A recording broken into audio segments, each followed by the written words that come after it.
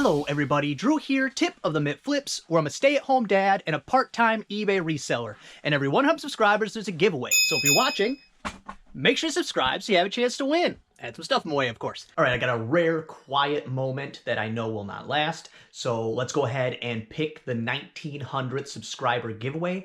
Already creeping up on 2,000, which, mind blown on that one. When I reach 2,000, I will try, when it happens, to go live. Do a little celebration, a little dance. But if I can't do it as soon as that happens, I'll do it as soon as I possibly can. And I don't care if it's just I turn on my phone. If I don't have something set up for it, whatever. 2,000, I'm going live no matter what. So let's see who won this one. All right, excluded myself, answered the terribly hard math problem. Always throws me for a loop. This threw me off because I just listed both of these cards yesterday. So these might be my cards. Like if I clicked on this might go to my link, but that's not what we're here for. Let's get the YouTube comments. 35 unique comments, and let's go ahead and start. Tracy Damewood. I'm going with $29.95. That was her answer to the What's That Worth contest, which Rolling with the Stones actually won. It was $89.99 free shipping. No one even got close, and the only reason they got close was because they had recently purchased one and listed or sold. I'm not sure which one happened, but I assume sold because it had a great sell-through rate. But that's not what this is about. This is about Tracy, you won. Reach out to me through the Facebook group, through Instagram, and we will get your prizes sent out to you. Only got 7 orders going out today. I'm actually happy about the 7 orders going out because I think 3 or 4 of them are some really stale old inventory that I don't know why they sold. I do have my promoted listing turned up right now, so I'm thinking with one of them at least, that's why it sold. And I did turn that down to 9%. Because if I'm in here tinkering, and I might as well see, where is that turning point of if it's beneficial or not, all that kind of stuff. And the less money I can give to eBay, the better I'll feel, and the more money I make. So if I don't have to do a full 10%, I don't know. I'm trying to figure it out the best I can and tell you how it goes so you can make your own informed decisions without having to go through all the hassles I'm going through. First thing going out is a lot of games. It's Nintendo Wii Lego lot. And I'm guessing it's this big lot of them right here. I will double check, but there are 1, 2, 3, 4, 5, 6 of them. And they are 6 in the lot. Took an offer, $20 plus shipping. The Lego games, there's probably one out there that's worth money, but the rest of them, these things are the most mass-produced thing of all time. There's so many of them. They make so many versions. It's usually the game that's included when you buy a Wii or an Xbox or whatever, so there's just a lot of them. I also have 6 TCG player orders going out, and I want to say, I added it up at one point and then forgot to write it down, but I want to say it was somewhere around $60 in profit, something like that. But it's going great. I have eclipsed, I did mention I eclipsed how many orders I need to go out in order to be a level 4 seller and then apply for the direct program. I just have to wait until that time period elapses, and that's probably another 2 weeks. So I'm impatient. I want it now. I emailed them once, like, hey, can we hurry this up? No, you cannot. $20 plus shipping on that right there. Next up, B5A is a Kemper. Let me get a number on that. B5A 26 is a Kemper original. B5A 26. This very little one right here. And for this one, I got $9.99 free shipping. I did have my second issue ever with the wigs. One was 100% my fault or Jen's fault because she listed the wig, so come on. But it was that lot of 3 blonde wigs. The buyer said that 2 of them, the hair was falling out of, I don't know, whatever. I refunded 1/3 of the money. They were okay with that, and whatever. It was still going to cost me less money than having them return it to find out if it was true or not. But I watched Jen brush most of these, comb most of them out to take the pictures. So I don't know. Again, most of the time, returns, people fishing for partial refunds, it's usually not even worth your time to squabble over it or mess with it. I'm not saying just give away your money. I'm saying make a mathematical decision of, is the time I'm going to spend dealing with this going to cost me more money than I could just be making if I spent that time listing another item? And 99.9% of the time, you're better off just making more money than trying to get that money back or have them return it and all that kind of stuff. Also, it's a lot less stress, a lot less hassle once you can make it over that hump, which every reseller, when you start, you can't get your mind to do that. It's impossible. I was the same way. When a return would come in, when a message would come in, my stomach would drop because I'm like, oh no, messages only come in for bad reasons. The less you can care about them, the more money you will make and the happier you will be. Those are both guarantees. Especially like USPS priority claims. I just completely quit doing it. The time it would take, I would have to try 2 or 3 times just to get it to happen. I got to communicate with them to get pictures and all this kind of stuff. The time it always took was never worth how much money I would recoup. It would take an hour to 2 hours out of my day to go through all the correspondence, all the everything, all the hassle, when if I just would have put 2 hours into working, I would make quadruple that money. So I just don't do it anymore. I don't deal with it. What I will do, I actually commented this on a Shed Flips video the other day, because there are the other end of that. Like, if you watch Shed Flips, Lonnie, where, not their morals, but there's an inability to just let things go. Well, some people, and if you're one of these people, it is what it is. Know who you are. Some people just can't let them win. And if that's who you are, accept that and build your business that way. But overall, you will win more when you don't bother with them, when you don't waste the time, when you don't let it bother you. You will win in the long run. Next up, this is the one I have no reason why. It has no reason to have sold. It's been listed for 3 years. No reason. Unless all of a sudden all the ones cheaper than mine sold out. I don't have those answers. But C6, Harry Potter, Seen It. It's a game right up here. I gotta put the camera down just 1 second. All right. Yeah, on most of the shelves, I have cardboard or wood or something down. But on this one, I don't. On the top ones, I don't. And if you run something across it, it makes this really awful, makes your teeth hurt kind of noise. It's really, that's why I had to put the camera down, because honestly, it makes your teeth hurt. It's a very bad noise. It's torturous. If I needed to torture somebody, that would be my go-to. But this game right here, this one, that split second that's up there, I think one more game is kind of floating around somewhere. I listed long time ago when I had the terrible idea, and for some people this is their actual business model. For me, it was a bad idea, where I wanted to sell games. Games. And I mean board games. But then a couple things happened. One, the category, it was one of those categories that got flooded during lockdowns. Two, USPS changed their shipping dimensions, where at over a certain length you get that upcharge. And so for a lot of board games, that was out. My thought was, because they would be easy to store, easy to stack and store and all that kind of stuff. But to go through a used game, and make sure all the pieces are there, and do all the stuff it takes, and take the pictures and lay it all out to get $9.99 plus shipping, that's not worth your time. There are games, though, that are very much worth your time. I sold a Looney Tunes Monopoly game once, $115. I sold the game Pollyanna twice for $100 and something. And that game, I don't know, it's basically Parcheesi, so it has a board and game pieces, and it's worth over $100 every time. Even with the missing pieces, it's still worth a ton of money. And the shakers that come with it, they're like a cheap plastic. I don't know. For some reason, it's collectible. That one, $9.99 plus shipping. Next up, C1A is a lot of proactive something or others. Proactive repairing lotions. And I sold one of these, which it turns out all of these things are exactly the same, just over different periods of time.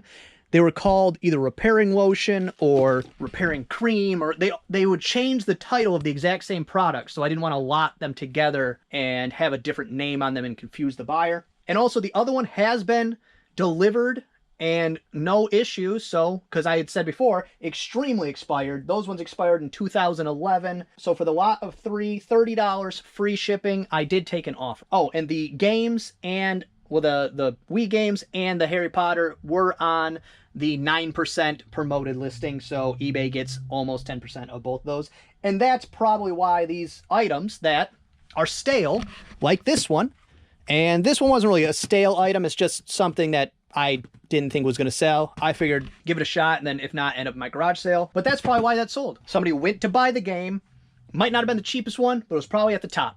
And some people just don't care. They just search something, they assume eBay is directing them, or they just don't care. Whatever's on the top, that's what I want. Boom, here we go. And then next up, also promoted listing, B1A is a vintage Tupperware, some type of container. I think it's this one. It is a Tupperware Tupper Seal 229. Oh, that's the lids. A 608 right there. A Suzette storage container. Oh, so it's like a Lazy Susan. I don't know if it's supposed to have a thing it sits on, but it's got 3 compartments. That one I got $10.99 free shipping. And how I ship Tupperware is I take this and I put it in a poly bag. Have never had a problem, so I'm going to continue doing it that way. I could see that it's possible something could happen, but really Tupperware is quite durable, quite strong, and to sell cheap Tupperware like a $10.99 free shipping item, that's how you have to do it. Or if you're not comfortable with that, don't sell it. Those are your 2 options. Because as soon as I start putting bubble wrap on that or put it in a box, I've lost all my profit. And also promoted listing, it's a book. 2013 Book of Mormon. I have 2 copies in the black and 1 in the brown. That one I left the sticker on, so I'll take this one. And Book of Mormon, Doctrine and Covenants, Pearl of Great Price, hardback. Got that in a Mikhail mystery box, so I paid less than $1, probably a lot less than $1. $10.99 free shipping. This will go media mail. And how I do my book, actually, I have so few orders going out today, I'll probably do a couple packing tutorials. I don't get a chance to throw those in very often, but I'll probably at least do it on the book. Maybe on the Scene It, so I can Frankenbox. And then last thing going out today, B3A is vintage German scissors. B3A, I'll say Italy, and Germany. Here we go. And these were a size 7.5. They're the model number 9118. Mine was the only 7.5. There were 7s, there were 8s, but no 7.5s of the 9118. And these did not come in a Mikhail mystery box with the rest of the scissors. I was listing scissors, looked over here, and realized I had like 2 pairs of scissors sitting in here. And then these 2 were from a Mikhail mystery box that weren't worth listing, so I chucked them in there. If I ever end up with 3 or 4 more pairs, I'll just lot them together. If not, they'll end up in my garage sale, which I'll put a picture of it up here. Okay, I said we got some snow the other day, but ours, it was snowing. But you go 3 hours away from me up into a town called Ishpeming in the UP. That's the Upper Peninsula of Michigan. And as you see in the picture, they got feet of snow. Feet. On May 1st, it was? May 2nd? What's today? 1st. On May 1st, they got feet of snow. I mean, I was mad that it was snowing, but if I lived up there, I would no longer live up there. That would have been it. I would have said, okay, pack it up. We're moving somewhere else. So let me go ahead and start packing up, and I'll turn the camera back on for any of them that seem useful. All right, I got the first packing tip for you. But before I get to that, I got my 10 listings plus done yesterday, but I forced myself to list things that I have picked up and put down again. So I did end up listing all the clothes I had left, except for that. I guess I missed that one. But that one's new. It's not been sitting here for months and months and months. And then also all the blankets I had, just anything that I have been moving or avoiding. I said, what am I doing? Just list it. I say it all the time. It's so hard to convince yourself to do the right thing sometimes. And it was not even close to as difficult as I had imagined. And that's how most things are. You build them up in your mind to be worse than they are. That does not mean I've changed my attitude on listing and selling clothes. Still hate it, but it was not as bad as I imagined. So first tip for shipping things. When you are shipping in a box, tape the seam. Tape the box seam. It's simple. You take a little piece of tape, you put it over the seam. Tape is cheap. Missing packages, broken packages, just all the above. It's much easier than dealing with it later. Put a piece of tape on the seam, save yourself some trouble, get in the habit, and you'll never think of it again. It'll just be a thing you do every time. All right, next tip, and this one is very simple, but again, will save you time, effort, energy, frustration. When doing a poly bag, flip the top over wherever it's going to be folded, and then your sticky part is here. Trying to get it on camera without having a camera person. I don't know if I'm even filming myself. And then fold back the tab, pull the tab, and then fold it down again. It will keep you from accidentally sticking it to anywhere else. It will save you a bunch of frustration. It took me many times of having it stuck to my hand, having it stuck to itself, all kinds of issues. Add that to your routine and it will save you time and effort. All right, I found my chest piece for my camera, so I hope that's helpful. But now I can't see what I'm filming anyway, so I don't know. This one is kind of a two-part tip. When you are needing something like a game to stay closed, of course the box is going to keep it closed, but you don't want anything to fall out. You don't want that risk. You could use something like plastic wrap. I'll just throw a loop of small bubble around it. And this is not to protect the box. This is just to keep it closed. If this was a new in package, I would not even bubble wrap it. I would put it in the box and be done. But just to keep it sealed, sometimes I'll use bubble wrap for that purpose. Now the second part of this is I'm going to need to Frankenbox this. So this is a USPS 1095, and then I have a second half of a USPS 1095, and this is left over from a time I did this before. So step one of this, and I'm going to turn the camera off to do it because it's loud, I've recorded it before, is you take something like this, your utility knife, you could use a screwdriver, whatever, anything that's kind of a blunt-ended object, and what you're going to do is tap the corners to kind of flatten them out, so that it doesn't, when you slip this box over, rip the other seam. So let me go ahead and do that, and then I'll turn the camera back on. All right, you'll see how it's kind of flattened out on all the corners here.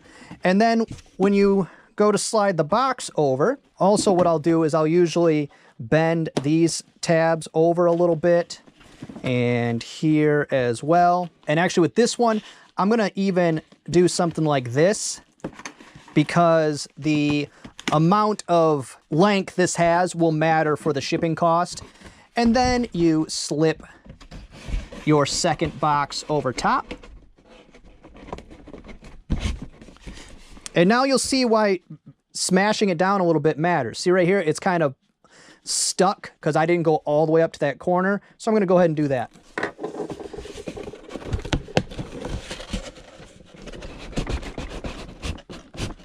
All right, and you just kind of tap it down. Actually, now that I'm looking at that, and this, you know, I don't mind making a mistake and changing my mind, but I think that box is good to go the way it was. If I could get this back off. Well, these are free, so that's coming out of there. There we go. I guess I'm not Frankenboxing, because doing that, as you'll see, creates a perfectly fine box right there. So I will tape that down, tape across, and that's good to go. There's nothing wrong with that. A box can be ugly. It just has to get there. No Frankenbox in this one. I'll make sure to do that in some video in the future. Actually what I'll also do is I will link some videos at the end of this video where I do Frankenbox, just in case that's something you need. I did end up switching over to my 3-inch tape gun because with this size box, it is 3 inches wide. And so that covered up this gap here and just makes a better seal. Not necessary, but if you're somebody that ships large items all the time, as in it's in a in a Walmart or a Lowe's small box or bigger. So if you're shipping stereo units, small televisions, just anything bigger than a USPS box number 7, I suggest this 3-inch tape. You end up using less tape. It is a little more expensive, but if you have to put one less piece of tape on every box you do, that's saving time, that's saving money. If you're interested, like I always say, I do have links to all the stuff I use in the description. All right, next up, we got the Proactive. When you're shipping a liquid, make sure you put it in something like I have it in a Ziploc here. I usually also put in a silicate bag, silicate, which actually I thought I was out. I actually had one sitting here, but I'm not going to unpack it to put it in there. I will take the risk, but it's not a bad idea to have those around. All I do is I save them from other stuff that I get, whatever they happen to come in, and I don't ship enough liquids where I have to actually go out and buy them. I just started saving them and ended up with enough. But the Ziploc plus the bubble wrap plus extra tape, and I think we're gonna be okay here. And then this is how I ship all of my books, or at least I would say 95% of my books. If it's super high end or a very large book, I might change how I do this, but still, maybe not. I take a loop of bubble wrap, sometimes 2 if it's a bigger book, and then I fold it up like so. Pretty easy. 1 piece of tape on all of them. Grab an appropriate sized poly bag, which I think this one will be it. Maybe not, might be the next size up. Nope, that's the one.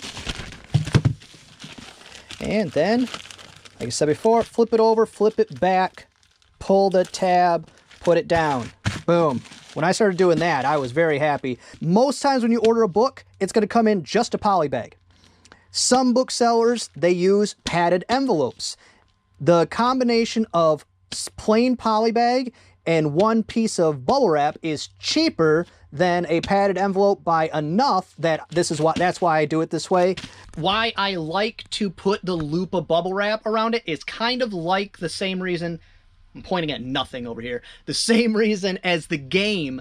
It's because when you just put it in there, if the poly bag is a little loose, it can move around, the binding can shift, and it just locks it in place within the poly bag, and it just keeps it takes away its ability to shift around. I get nothing but compliments on the way I ship my books, and I have shipped antique, beaten up books where the binding is not completely attached that exact same way, because you get the bubble wrap real tight on there, and so it holds it in, it locks it into place, and then the poly bag is your vapor barrier, keeps it from getting wet. Good to go. And then the last tip should be fairly obvious, but if it's not, that's okay too. That's what I'm here for. If you're sending something sharp or has a point to it, or say, imagine you're shipping this weird, let me get down here, this weird rod thingy that I haven't taken the time to figure out if it is worth anything or what it is. If you are doing that, make sure you protect your packaging by covering it with something, and protect the carrier so they don't get stabbed. Many, many reasons to do it, but make sure you do something with it. Do not just throw this in a bag or even a box without something on the item itself to cover up the pointy end, to blunt the pointy end so that something bad doesn't happen. Even as simple as it could work its way into the corner of a box and just disappear. You could end up losing the item.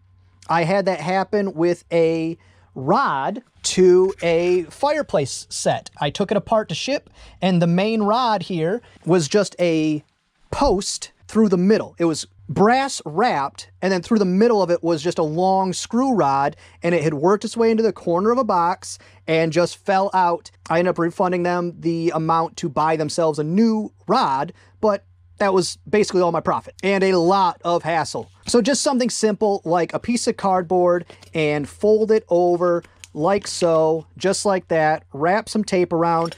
Another thing you could use is styrofoam. Just jam a piece of styrofoam. I almost stabbed myself. Don't stab yourself. Jam a piece of styrofoam over top of it, just something to blunt that sharp end. Now, if you found any of those tips or tricks helpful, if you could hit that like button, that is very helpful to me. So if I can help you, maybe reciprocate and help me in a very easy way. Also, if there's ever any questions you have on packing, put those in the comments. Join the Facebook group and leave a message there. Instagram, you could personal message me there. I am almost always available to have a quick answer. I can't do a quick answer video because they're usually about 5 days behind when I would get the question and be able to film and get that out. But I'm always willing to help if I'm available. And then if you do have a question that is good enough to make it to a video, I will try to give you credit for that. I really do try. Well, that's going to be all for this one. I hope you enjoyed it. If you did, give it a thumbs up. If you didn't, go ahead and give it a thumbs down. Subscribe, share, and be good to each other. Just really neat. Hey,